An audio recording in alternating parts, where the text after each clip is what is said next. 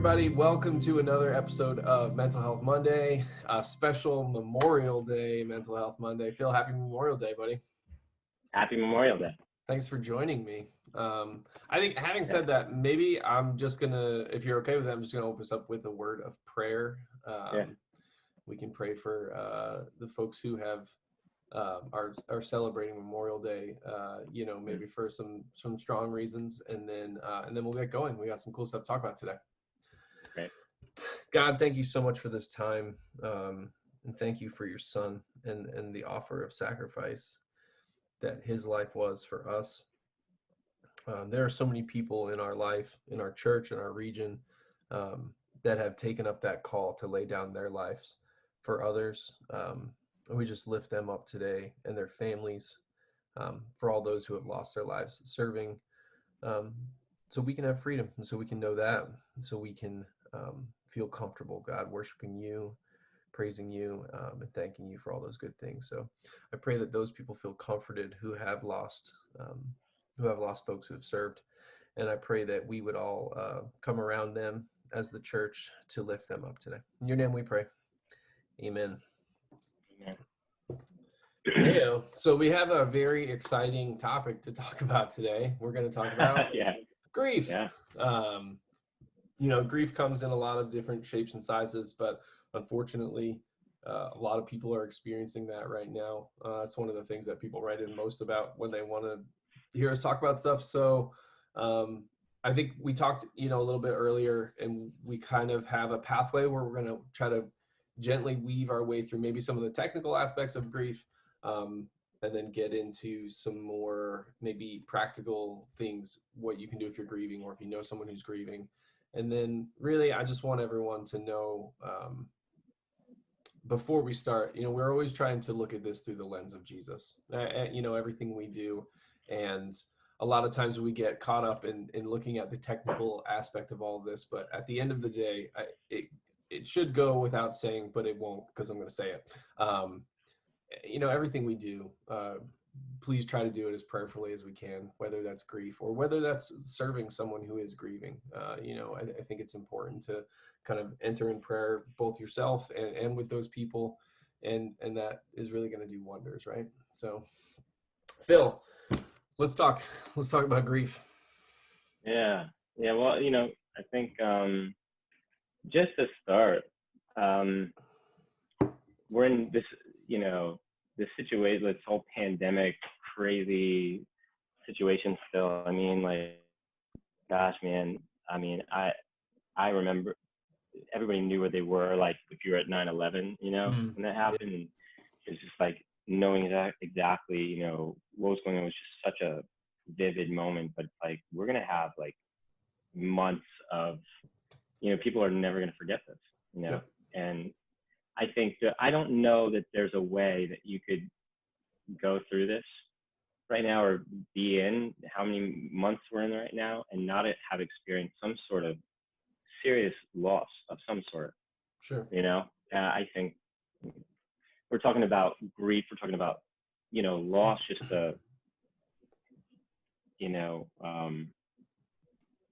just the adjustment in general, to whatever you're adjusting to. That's a good spot for me to jump in and just wonder, like when we talk about grief, and as a clinician, do you look at all loss and kind of mourning all loss as grief, or is there like a hard stop somewhere when we talk about grieving death, or maybe grieving the loss of a very long invested relationship, or grieving even, in my house, I have a high school senior who I think that she's going through a lot of grieving process right now, trying to understand what it's like to not have a graduation, to not get to do her last musical, to not get to do a lot of that stuff. Is that all grief? Like, where does loss end and grief start? Like, how does that work? That's a good question. I don't know if there's better technical answers for this. Yeah. But it doesn't have to be technical. It can just be from the voice of Phil. Yeah. I guess I'm clarifying that, So I think I do associate grief with a sense of loss personally. I feel like the two are connected there, to grieve. Um, and I don't know necessarily a line to draw. I think that there are all sorts of things that we can grieve. You know, we talked in the past about big T trauma, little T trauma. Hmm. You know, I think there might be big G grief, little G grief. Uh, you know, if you think about it, Yeah. you know, and you know, because right now, uh, so maybe it's the potency, you know, the sharpness, the depth of the kind of grief that you're experiencing, you know, and just how heavily that's going to hit. I mean, I think we talked about this a little bit before, but you could be grieving a scratch in your car. You know, like it's ridiculous, and whatever. I mean, but like it sucks if you got a new car, whatever it is, and you have a new car and it's scratch. Like the reality is, whether you think it's petty or not, you know, you've got to deal with that. You know, if you had some kind of expectation of keeping that thing looking nice and spiffy, you know, Yeah. then dealing with that is gonna you you got to process that, you know, or if you've, you know, but we're dealing with all sorts of things. The loss of loved ones right now, you know, I think, and especially the isolation that we're dealing with, and not having our normal support and community around us to deal with that, you know, or to try and bring comfort. Um, you know, I think there's a lot of people that are really hurting, not just like double loss, you know, because they've lost loved ones. But, you know, I was talking to somebody recently who lost their mother, and, you know, on one hand, it was, you know, just that loss itself, you know, was big. Okay. But then thinking through how she couldn't go to the hospital and comfort her mom, Mm. and couldn't be there to hold her hand, couldn't be there to try to ease her pain or be an advocate, you know, for her. Um, you know, couldn't be there herself for those last moments. Um, you know, that, you know, I think there's a lot of things there that are complicated, you know, by this grief, plus the normal rituals that we might have, you know, of trying to process the grief, you know, are all changed, and, you know, if not completely nixed, they're, you know, they're greatly altered by, you know, Zoom calls and, Yeah. you know, or a very limited amount of people. I've known people who had done funerals and they've had to have 10 people, and that just is not what they, you know, would have hoped for, to be able to celebrate the life and mourn the death of that loved one. You know, so I think on one hand we've got the loss that we're dealing with, and this could be loss of a parent, loss of a you know, a child, or a you know, and I think out of order deaths, and often or pre um, surprise or unexpected deaths can oftentimes um, hit in a very difficult way. Not that other ones don't. It's just Yeah, um, there's a difference though, for sure. You know, my wife and I had mhm, a conversation that there was a fella in our neighborhood who passed away pretty young. mhm.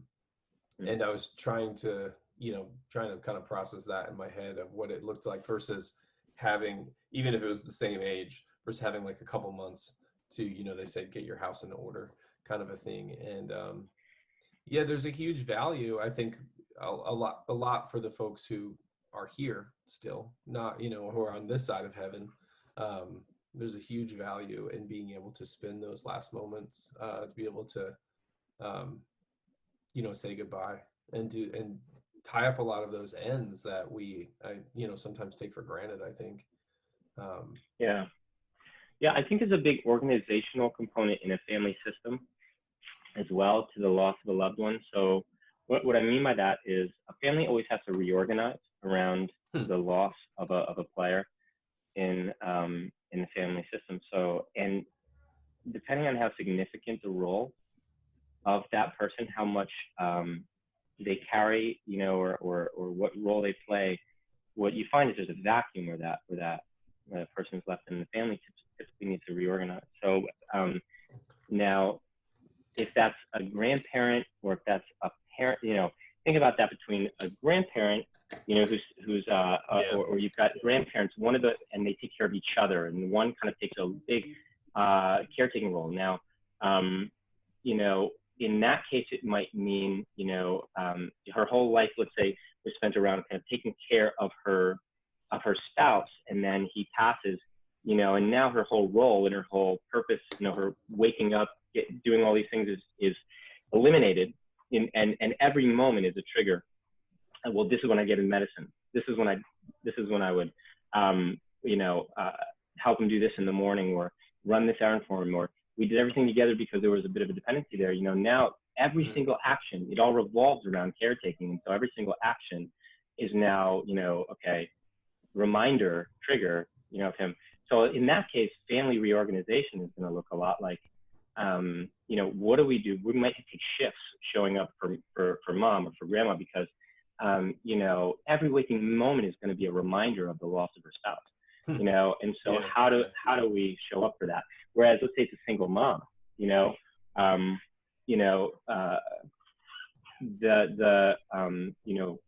the loss of a single mom to kids, for example, I mean, replacing that, I mean, it's not that you can replace mom, but all the functions, that the gap now of her not being there holds, who's going to comfort them when they're sick? Who's going to bring them to school? Who's going to help them with their homework? Who's going to, what is provision going to look like? Whether it can be family, whether it's going to be the state, I think there's, or if it's the husband and mom still there, it's just, there's a sense of like, how does the family, or how does the state, I'd say, of course, not less ideal, in a sense, come around, to kind of compensate for what's been lost. I mean, now that's just a reorganization factor. Like, people need to, as much as they need to plan a funeral, plan Shiva, whatever it is that they're dealing with, like there's a sense of logistics of planning. What does it look like to meet this person where they're at until they can adjust? So that's a big part of it. And I think, in the same way, to the degree that this person played a role in your life, you're gonna, when somebody passes that you love, a loved one passes, there's a sense where, depending upon how much of a connection that you had and how much they played a role, you're going to trip over grief every time you would have done something with them and they're not there, is when you're going to remember. So for the kid whose dad shows up at every basketball game, and sits in the same spot, he's still going to look at that spot expecting his dad to be there, and he's going to have an empty seat, right? And he's going to trip over grief. Or, I had a dad who lost his son to heroin, talking to me about how, his son was a big dude, and he's a former football player, and and they had a small house and a small kitchen, and so they constantly bumped into each other and frustrate each other in the morning at breakfast, it's just big oaf, and it's kind of like, and a lot of grieving happened in the mornings when he had nobody to bump into making his eggs, so there's that sense of, I had another person, who would call their mom every day or at a certain time, on their way home from somewhere. And now they pick up the phone and say, who do I call? And so whatever you would have kind of had contact, with that person in some way, shape, or form, or and of course, holidays and birthdays and anniversaries, and those are big, so there's the significant person, and I think, and the role they played in your life, and there's the kind of reorganization of the family, and just to keep it here for a second before we talk about, because there's a myriad of different kinds of ways of grieving, I think we have to remember one of the biggest things, one of the most important things to remember is that we all grieve differently. I mean, it's almost like you might as well just put, and we'll get into this a little bit soon, but almost like, if we all have a different fingerprint, like we all have a different fingerprint, we all, like, literally, as varied as that might be, is we all might have a different template of how we're going to grieve something. And so, getting into the whole But like, it does seem like one of the things you're hitting on pretty heavily is mm, their grief is directly correlated with value. It seems like mm, you don't grieve something if you don't value it, right? Or you don't grieve someone if you mm, know them. So it seems pretty safe to mm, say. Um, and I'm going to be cautious saying this because physically everyone grieves differently, but I think mhm, emotionally, um, I don't ever want anyone to think like, oh, well, I didn't cry, so I didn't value that person or whatever mm, it is. But it mhm, does seem like the more value, whether that's physical or emotional value in your life, the thing or the mhm. person, the maybe the more process. I don't want to say harder, but the more processing you're going to have to do to grieve that in a healthy way. Yeah, yeah. I don't know if I think I'd agree with you. I don't know if I was saying die, although I would agree that, let's say the more And you're I'm just attached. and I'm just saying like people can define value however you brought Mhm, up the car thing before. To mhm, me, mhm, I think a car is to drive me to places and get mud all over it. mhm. So the scratch Yeah, doesn't doesn't bother me because I don't value yeah. my paint job. But someone does, then they've got to work through that differently than I do. Sure. Yeah. No, I mean, I think you're definitely hitting on something there. I think, um, definitely the role that significant other plays in your life. You could even say, you might have, in fact, you might have not valued someone, and their death makes you realize just how valuable they were. Um, meaning like, and how significant the loss is, right? So you may have actually lacked appreciation, you know, when they were here, and it shows you just how much, and that might be another thing you need to grieve, is just that sense of like, wow, I didn't appreciate them when I had the chance. Um, and so I think that the significance of their role, um, I think, in your life, or the logistically even, can make a big impact. But yeah, the affection, the even the role in terms of the emotional attachment, your ability to go to them for things, you feel that in a vacuum very significantly. And you know what? Honestly, you can't. It's very interesting. Like, I think there's the valuing aspect of the role they play as well, and then there's the style and the personality. I mean, if you might grieve, um, in a way that, um, for an introvert, who, you know, so you we want to be very careful. I mean, you bring up crying. We want to be very careful about how, let's say, we judge ourselves or judge others when it comes to crying, right? Because for one person, they feel very cathartic. They cry very easily. I definitely am in that camp. You feel satisfaction in working through those feelings. For other people, and they feel stuck. They want to cry and they can't. Um, and then there's other people who they actually are processing and grieving, but they're doing it a lot internally, and we don't see it. And they might not really cry very much, Um, and so, but I think as well, the things that we cry over, like, some people are baffled. They lose somebody they think they're just going to be a wreck over, and they're like, I don't feel anything. And am I like a sociopath? Like, what is wrong with me? Am I just, and they get worried about that, you know, and I think then they lose their dog and they're a hot mess, and now there's probably context, some reasons for that. But I think one of the things we have to be so careful about doing is kind of watching for the ebb and flow, of how how we process emotion, how we grieve. There's a sense where you don't get control over I think of the beach, like, you don't get control over the weather, the tide, kind of of what's coming at you, but if you're and you're kind of forced into the water, and so the waves are coming, and it is what it is. There's a sense where, and you can kind of, get crashed over by the waves. You can, you know, um, uh, you can dive under, you can go, you can surf them, whatever it is. But like, how do you make the best of something outside of your control, and kind of work with those emotions? One thing's for sure, man. When it comes to I was Yeah. muted. Sorry.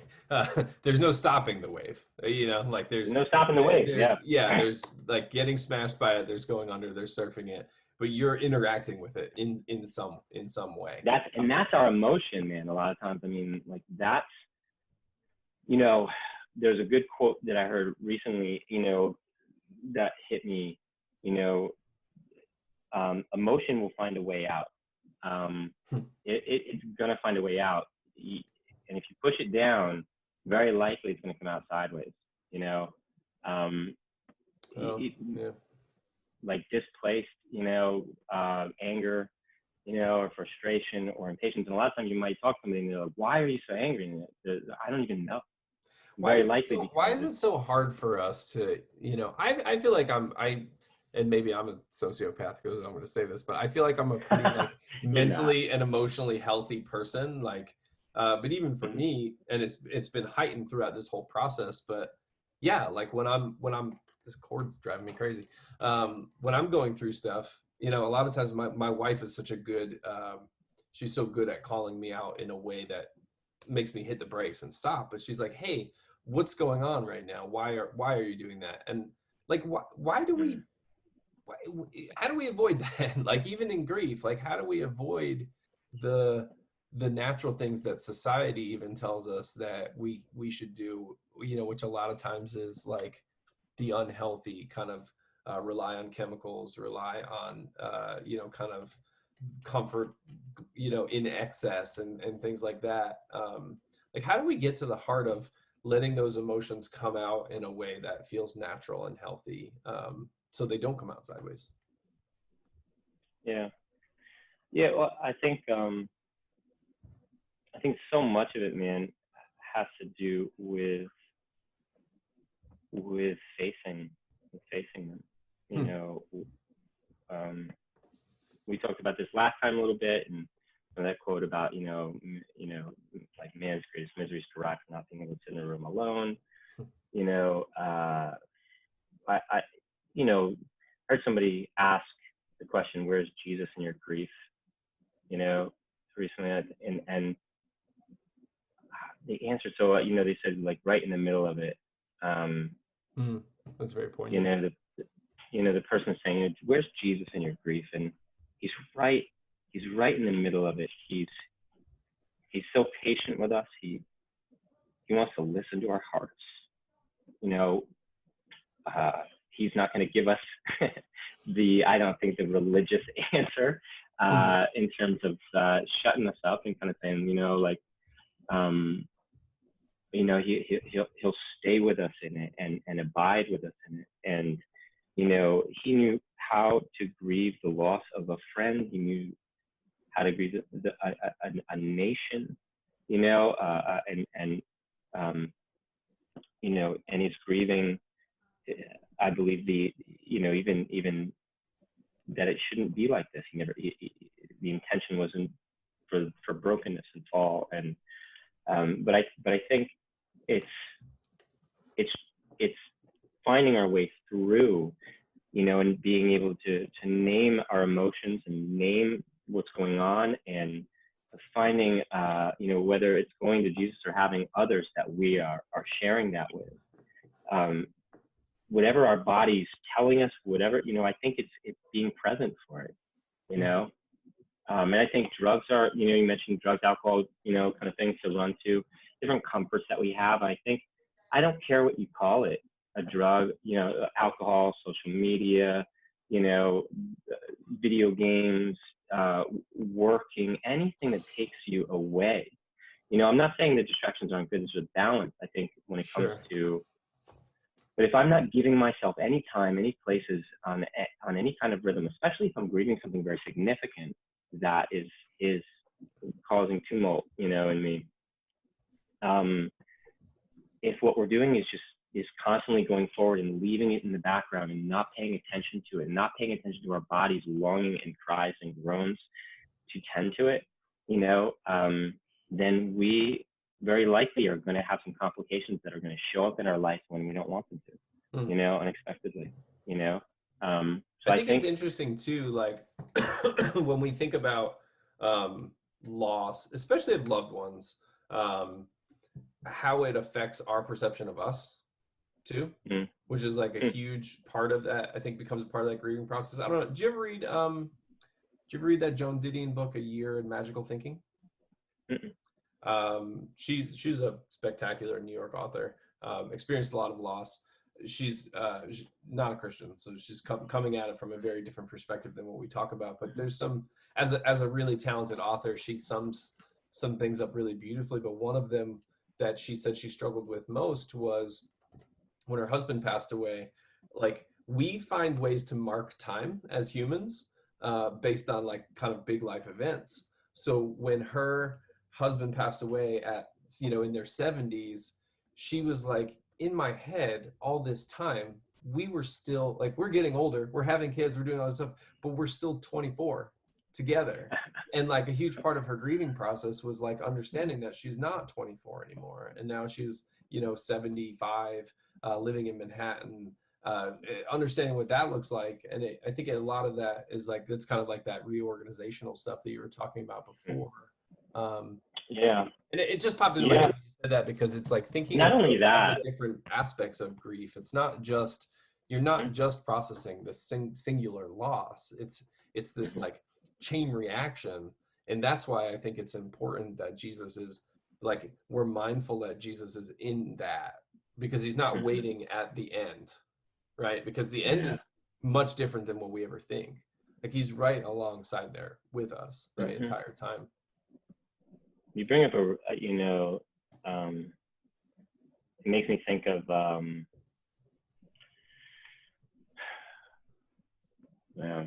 most people that I know that were really attached to, their kind of, their spouse, or who have lost a child, or, one of the things that I'll often hear is, in the ebb and flow of their pain, of that loss, of missing them, of coming to a reality of, like they cannot get them back, Mm. is this sense of not wanting to be here or wanting to go be with them. Not in a suicidal way per se, and I think the Bible resonates with a ton of that. In fact, I think about, man, whether it's Paul I'm thinking of, or Jesus, but there's just interesting, you know,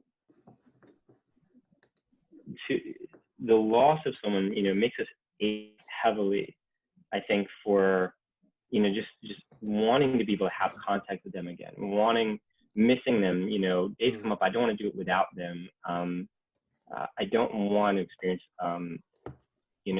another birthday, another thing, without them, and, and, and yet it also makes us it long, I think it's actually at the center, when I really think about it, at the center of the mission of Jesus.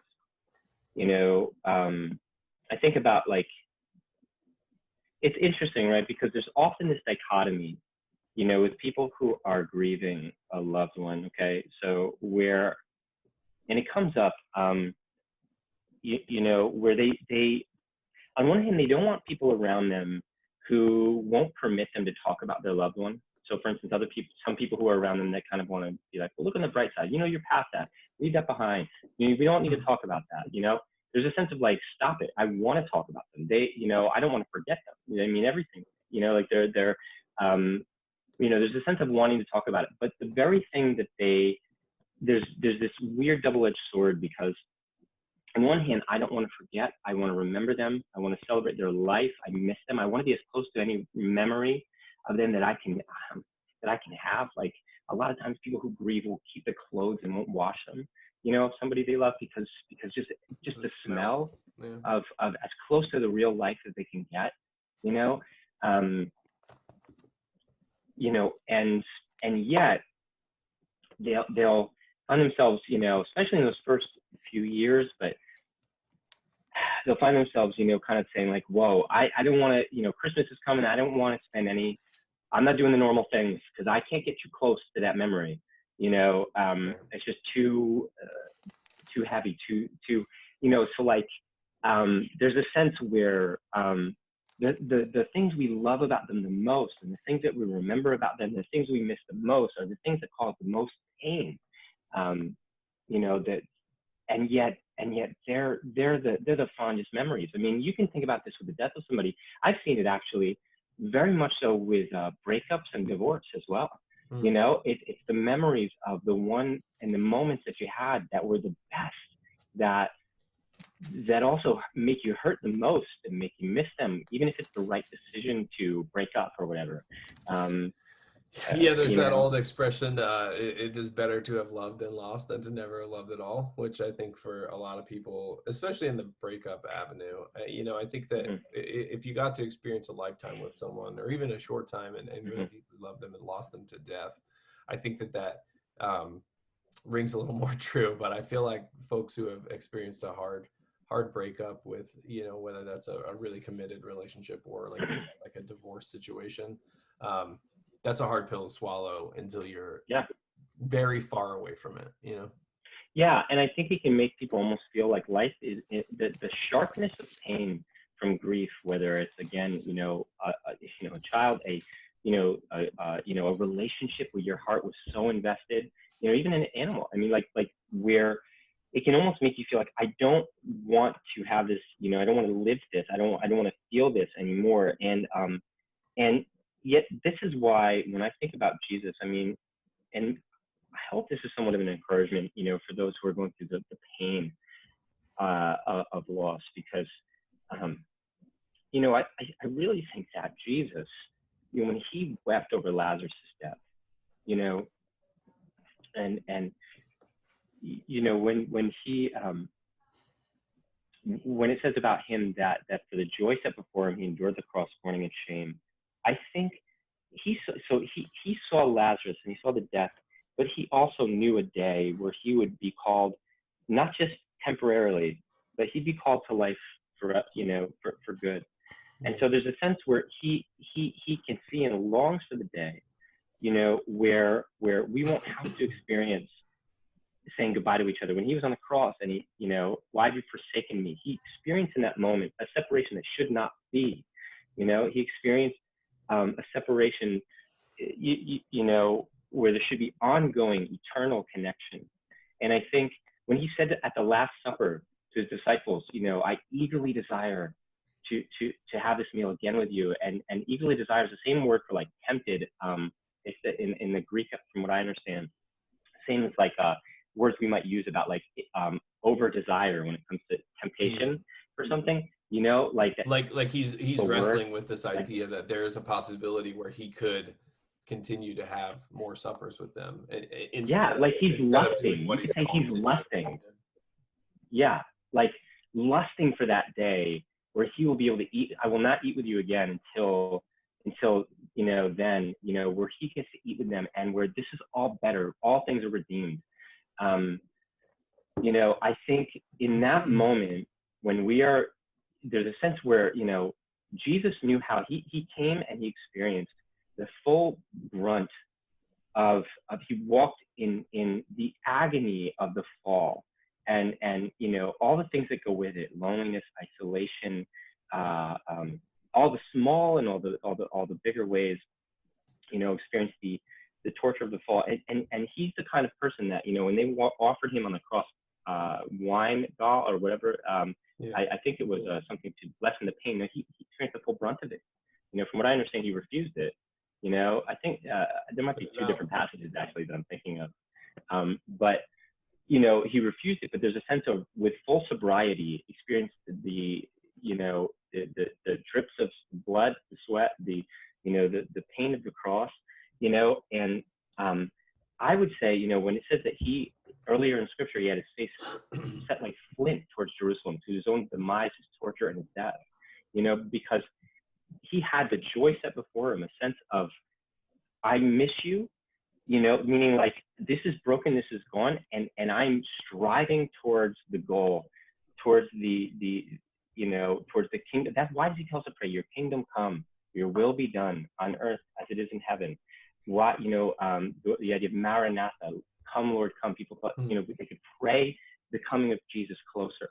There's a sense where when we are touching that grief, we are identifying with Christ in a way that I think goes way deeper than we can possibly understand. That says both, and Paul says it well, in Philippians chapter 1, it says, starting in verse 18 to 26, yes, and I will continue to rejoice. And he's in chains. Remember, when he wrote this letter, he's in jail. He says, for I know that through your prayers and God's provision of the Spirit of Jesus Christ, what has happened to me will turn out for my deliverance. I eagerly expect and hope that I will in no way be ashamed, but will have sufficient courage so that now as always Christ will be exalted in my body, whether by life or by death. For me, to live is Christ and to die is gain. If I am to go on living in the body, this will mean fruitful labor for me. Yet what shall I choose? I do not know. I am torn between the two. I desire to depart and be with Christ, which is better by far. But it is more necessary for you that I remain in the body. Convinced of this, I know that I will remain, and I will continue with all of you for your progress and joy in the faith, so that through my being with you, again, your boasting in Christ Jesus will abound on account of me. I think grieving parents, for example, can identify with some of this statement, who, especially if they know Christ and they know what it is to be called and still be here, might be left wondering at times, God, why am I still here? Yeah. But then they look over, and if they have any other kids, they think, well, wait, I desire to depart. And if they, even bigger picture, they think about spiritual kids. I desire to depart. I desire to be with my son, to be with my daughter. But I can even see tangibly, I'm torn because my other child stays here. My other children are right here. I'm torn between the two. And I know there's a greater reason. And I think for Jesus, he looks out, when we think about him not fully redeeming things right now, there's a sense where he's feeling that pain, he desires all of his children, all possible, to be at that table with him. Yeah. And is trying to get every single one of them at that table. Well, so he's mourning. Not only does he mourn, let's say, Lazarus, but then mourning the entire nation of Israel. When he's crying out to them, saying, how long have I wanted to just like hold you like a mother hen, yeah. But you won't, and he's mourning in that moment too. Yeah. But he's also walking with disciples, it's crazy. I do think that there's the thing about death as we experience it here, as Christians, it almost, and I'm not trying to be flippant when I say this. I'm just looking at it from a standpoint of outside of the actual loss. It almost becomes, in the same way that like the gospel is like a mirror into ourselves. It exposes us. I think that death kind of exposes a lot of things we take for granted, or even just the fact that, I think that everyone, whether you're experiencing loss or not, at some point you're reading about the glory of heaven, and you're reading about sitting at the right hand of the Lord, and you're like, what? Like, and then you look out and you see, we're mourning globally, right? Like, the loss of hundreds of thousands of people because of this pandemic, or just because of hunger, or suicide, addiction, all this stuff. Like, we look out, and if you're not heartbroken for the world on any given moment and going like, Lord, bring heaven here, or let me go to heaven, I think that you're probably not looking at things that closely. But I think when we experience close personal loss, and we come face to face with death like that, whether it's a near-death experience for us or the loss of a loved one, we're kind of forced to be like, I now understand why heaven is better. Because we're very fortunate, right? We're so fortunate to live in so much comfort, like you and I in this region. The things that normally will chap our backsides on the day-to-day basis they pale in comparison to the rest of the world. So why it would be so easy to get caught up in that and forget like how amazing heaven is going to be. But when we experience those losses, that's when we're like, that's humbling. It's like death is a big equalizer for a lot of people. Yeah. And I there's a lot that comes up when you say all that, man. Sorry, I went on a little tangent there. No, it's good. But even the sobriety of like one of the things that I see most often, when somebody's had a near death experience, or like lost ones next to them that they've loved, or when they've, um, you know, oh man, yeah. I mean, like when they've gone through something as terrible as losing a child, or losing, I mean, we're naming again some of the big ones, but um, one of the things that I'll watch happen, at least to the counseling experiences, they start to question, kind of like, they get a little worried. They start finding out, and some of this might be some of the shock, and some of the kind of almost the like almost separation from reality, if it's severe enough. It can be some of that, okay? But like, typically they start realizing, like, I don't give a crap about the stuff I used to care about. Like they're like, why don't I care? I just don't care. I'm not motivated. Could that be depression? Could that be, yes. But oftentimes when it levels out,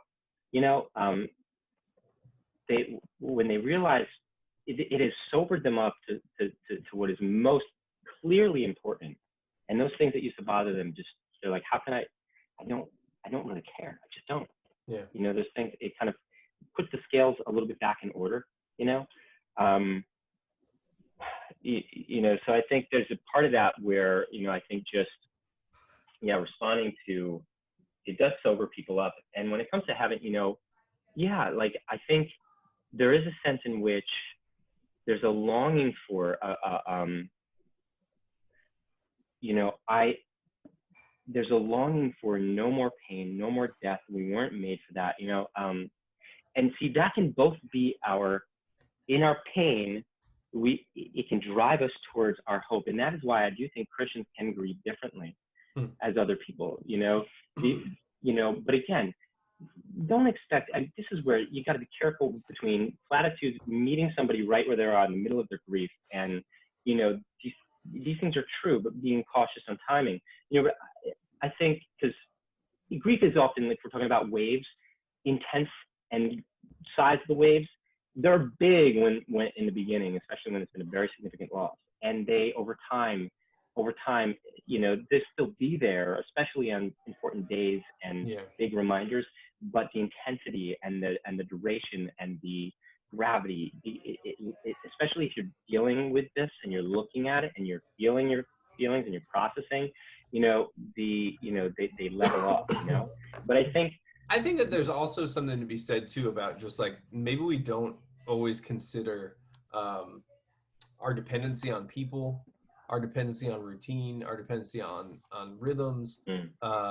So like, a lot of times, like, we say, like, well, I shouldn't still, 10 years after the fact, I shouldn't still be grieving this, or I shouldn't still be processing this, or I mean, really, like you lost, let's say, a spouse of 20 years, like, or you lost a child, or you were in a relationship for 5 years, you thought you were going to get married, you're not getting married now. Like, the truth is, you've been forever changed. And that's probably a really hard it is. I'm not gonna say probably. That's a hard realization to come to. You have to be very self-aware. But there are certain things in life, there are decisions we make, or events we go through, right, where we're never kind of the same again. And that's part of the grieving process too, I think, is like absolutely understanding who the new you is. Yeah. I think that's where there's this kind of feeling of like, things will and will never be the same again. Yeah. Meaning like, there's a sense where, listen, you will get back to functioning and life, and as at kind of a normalcy to life again, but it will never be the same. You'll never, meaning like, certain things, it's more like adjusting to life now, as opposed to healing or getting, as if that never happened. I mean, how can you say that about somebody like, they're not, I can't call them anymore. They're not here. Like, how can you say that? There's no healing that until Jesus comes back, redeeming. But I do think the hope is, and the thing that can actually make us press through the pain, if we look at Jesus, is the driver in terms of staying with it and staying here and even processing through it, to be there for others and comfort others with the comfort that we've received, even as we feel the poignancy of the pain, is I love how Scripture puts it, man, is holding the baby at the end of the pregnancy. And this is, if you've had any kids, you've seen this. You've just watched your wife, or you've gone through it, like almost die. Like every one of I got 5 kids. At one point in each birth, I thought my wife was gonna die. Okay, like there's just this period of time where you're like, she's in the peak of her labor pains, in agony, and yet Scripture, I was looking at this verse too, and I think it's very appropriate in Romans chapter 8. I think I was just reading something in Romans 8 too. Mm-hmm. Where it says, and actually, I'm gonna preface this first with John 16. Okay, I want to look at these two areas of Scripture. Okay, so John 16, starting in verse 16, they're both paragraphs. So Jesus went on to say, in a little while, I'll post these up too. Okay. Tonight, I'll post them.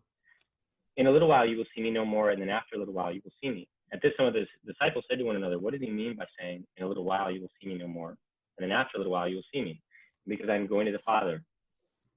They kept asking, "What does it mean by a little while? We don't understand what he's saying." Jesus saw that they wanted to ask him about this, so he said to them, "Are you asking one another what I meant when I said, in a little while, you will see me no more, and after a little while, you will see me? Very truly, I tell you, you will weep and mourn while the world rejoices.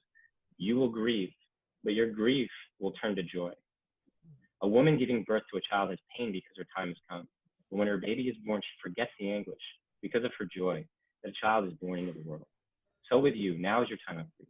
But I will see you again, and you will rejoice, and no one will take away your joy. In that day, you will no longer ask me anything. Very truly, I tell you, my Father will give you whatever you ask me. Until now, you have not asked for anything by me. Ask and you will receive, and your joy will be complete." Okay, now we're going to go to Romans 8,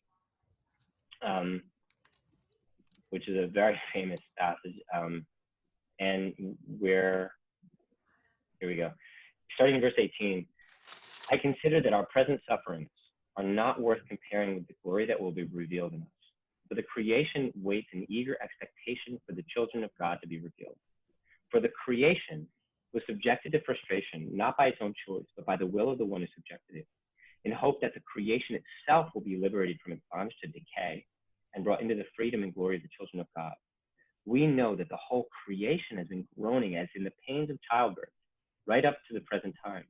Not only so, but we ourselves, who have the first fruits of the Spirit, groan inwardly as we wait eagerly for our adoption to sonship, the redemption of our bodies. For in this hope we were saved. But hope that is seen is no hope at all. Who hopes for what they already have? But if we hope for what we do not yet have, we wait for it patiently. In the same way, the Spirit helps us in our weakness. We do not know what we ought to pray for, but the Spirit himself intercedes for us through wordless groans. And he who searches our hearts knows the mind of the Spirit, because the Spirit for God's people in accordance with the will of God.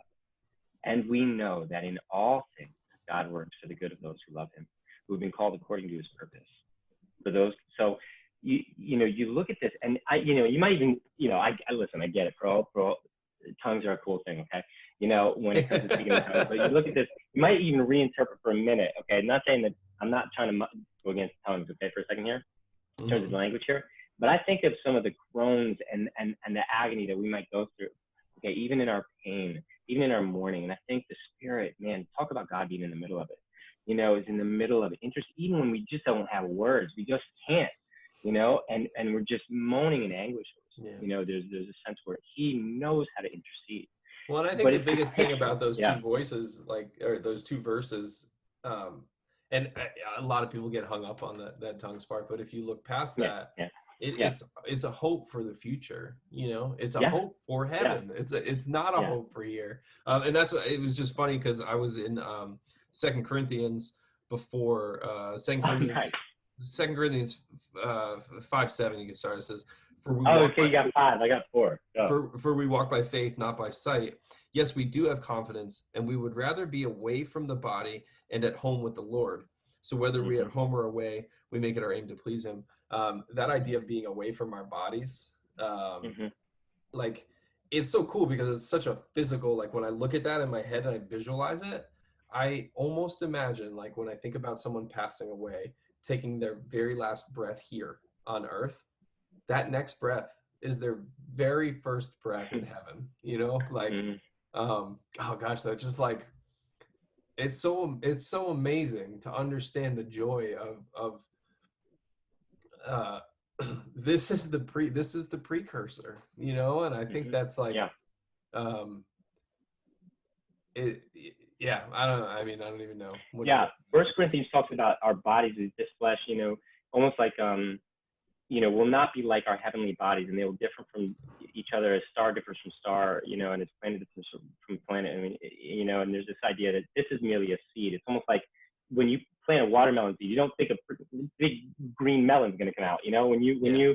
you plant a seed, it's nothing like the thing that grows.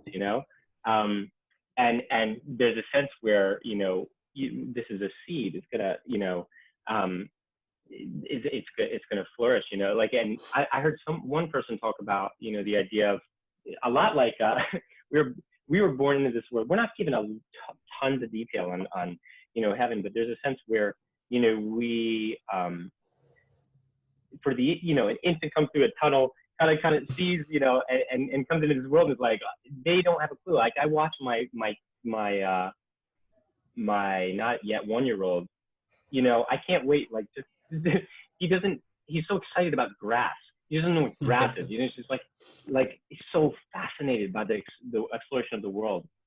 How much in brokenness, imperfection, in brokenness where everything disappoints us eventually, you know, versus in perfection, in perfection where there is no expiration date, there is no loss. I don't love just to have love and lost.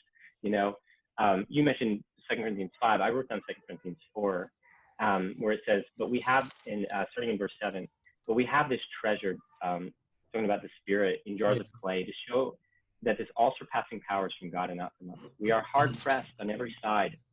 And I think about, if you just think about we didn't get into it a lot, but some of the other ways right now that we're grieving, and that we're experiencing loss, whether it's Yeah, financial just safety. for the record, I think we need to do a part two, Yeah, yeah, because yeah, yeah. there's It's so much fine. meat here, like. Hmm. Hmm. But just in our situation, without, there's so many. I think about people in graduation or losing sports. We're losing, there's just tons, right? But we will. So we are hard pressed on every side, but not crushed, perplexed, but not in despair, persecuted, but not abandoned, struck down, but not destroyed. We always carry around in our body the death of Jesus, so that the life of Jesus may also be revealed in our body. For we who are alive are always being given over to death for Jesus' sake, so that his life may also be revealed in our mortal body. So then, death is at work in us, but life is at work in you. It is written, "I believe, therefore I have spoken." Since we have that same spirit of faith, we also believe and therefore speak, because we know that the one who raised the Lord Jesus from the dead will also raise us with Jesus and present us with you to himself. All this is for your benefit, so that the grace that is reaching more and more people may cause thanksgiving to overflow to the glory of God. Therefore, we do not lose heart. Though outwardly we are wasting away, yet inwardly we are being renewed day by day. For our light and momentary troubles are achieving for us an eternal glory that far outweighs them all. So we fix our eyes not on what is seen, but on what is unseen, since what is seen is temporary, but what is unseen is eternal. So there's these two parts of it. On one hand, we've we Jesus came, and God found it fit to come. It's called the firstborn of many brothers. God experienced the loss of his only son. He came down and he experienced. He's a compassionate high priest because he's experienced what we've experienced.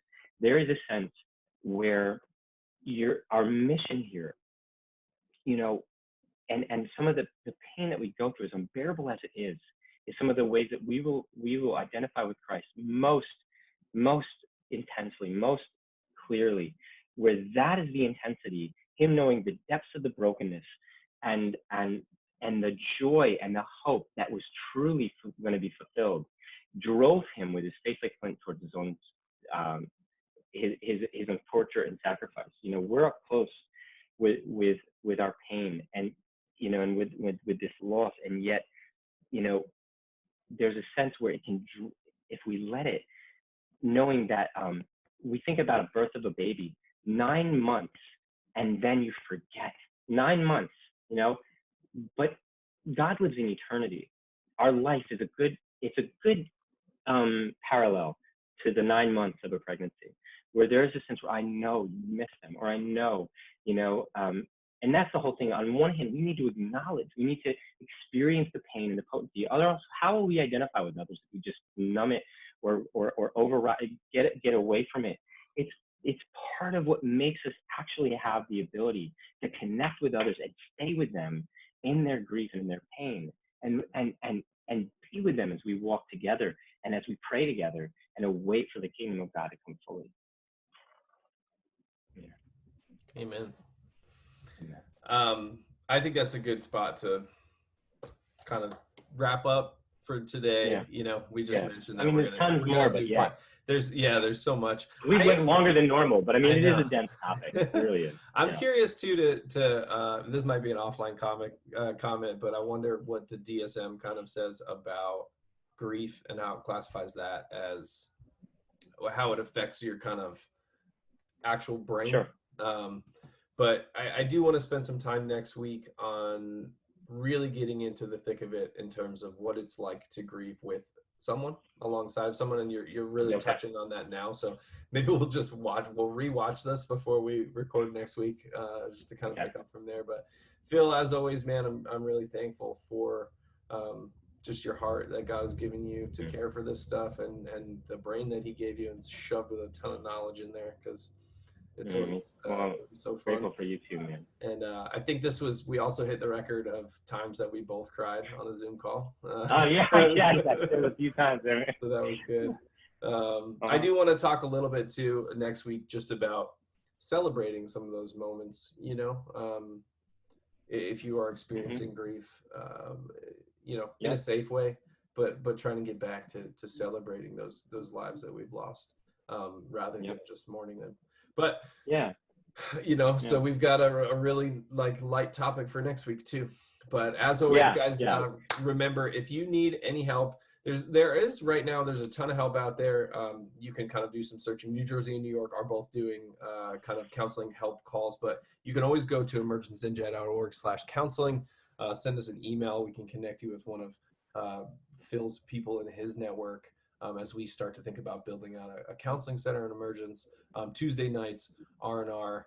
And then also, if you're just if you're maybe not mourning, but you're just like lonely, hanging out, tired of not seeing people, Saturday Pray, super cool way to connect with people. And then if you have a computer, you can watch on a computer on Sundays instead of watching on the television the sermon on Sundays. You can really connect with some folks on Facebook. There's a lot of comment activity. You know, I know we say it, but but I think that's about it. I hope everyone has a great Memorial Day. You know, take some time to pray with your family today.